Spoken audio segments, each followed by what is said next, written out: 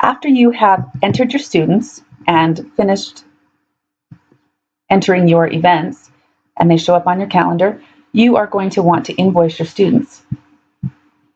Up at the top, go to the Financing tab, and go down to the bottom of that menu and click on Invoice. Here you will see a list of all students and all events that occurred in the current month.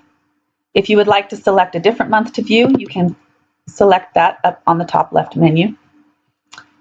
If you would like to see the events for one specific student or for a group, you can select that from the top menu on the left. Over on the right, we have 3 different columns that are important. The available funds column is referring to the student's bank.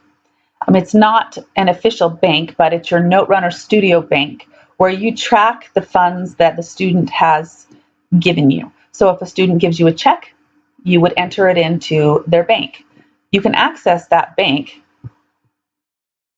by going to Students and clicking on the field underneath bank associated with that specific student. And here's where you would enter a check or a cash amount that has been given to you by the student.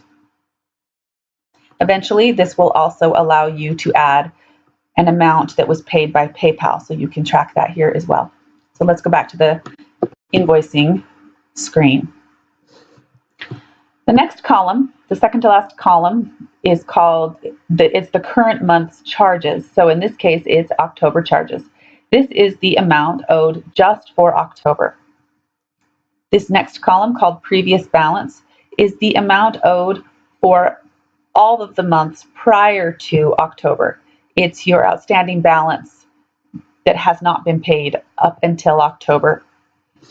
When you want to send out your invoice, you come down to the bottom left and you click Generate Invoice for October.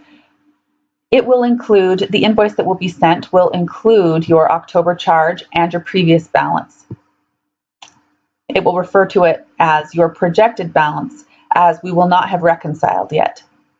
This button is your reconciling button, which will eventually be automatic, but for now, at the end of the month, that is the only time this reconcile button is available for this month. And this reconcile button will, when you are at the end of the month, you click the reconcile button to adjust your funds. So that's when money will be taken from the bank, if there is money from the bank. If your student has fees, let's go up here to Finances and click on the Fees menu item.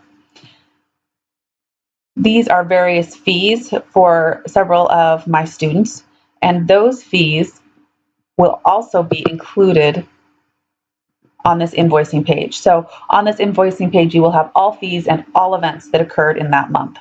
We wait until the end of the month to reconcile, because if there are additional fees and additional events that take place, we want to make sure that the actual invoice is correct for that month. But you can invoice them as many times as you like during the month to remind them, but it's a projected invoice and not the actual amount for that month. When you reconcile, that will be your actual amount. So this is a sample of what that invoice will look like that you will be emailing out to your students. In this case, this is a test lesson, so there are no real amounts in here.